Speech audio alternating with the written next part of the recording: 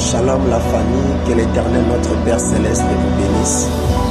Il y a un verset dans la Bible qui dit « Blasphémer contre le Saint-Esprit, c'est un péché impardonnable ».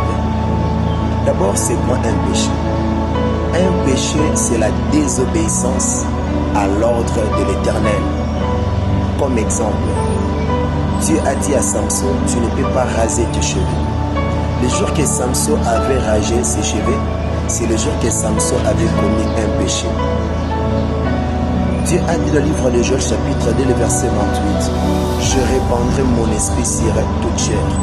C'est dans le plan de Dieu que le Saint-Esprit vit à chaque être humain. Et Jésus dit, je suis le chemin, la vérité et la vie. Jésus-Christ, il est le chemin par lequel le Saint-Esprit doit passer pour vivre dans la vie des êtres humains. Alors quand quelqu'un refuse le Seigneur Jésus-Christ, il refuse de croire en Jésus comme son Seigneur et son Sauveur, il a rejeté le Saint-Esprit. C'est ça, blasphémer contre le Saint-Esprit. Car Christ, il est le chemin par lequel le Saint-Esprit doit passer pour vivre en toi. Alors quand tu refuses Jésus-Christ, tu rejettes le Saint-Esprit, c'est ça, blasphémer contre le Saint-Esprit. C'est un péché impardonnable. Si tu meurs, tu iras en enfer. Alors que dans le plan de Dieu, Dieu veut que chaque être humain soit animé, soit dirigé par son esprit. C'est la raison pour laquelle il a envoyé le Saint-Esprit.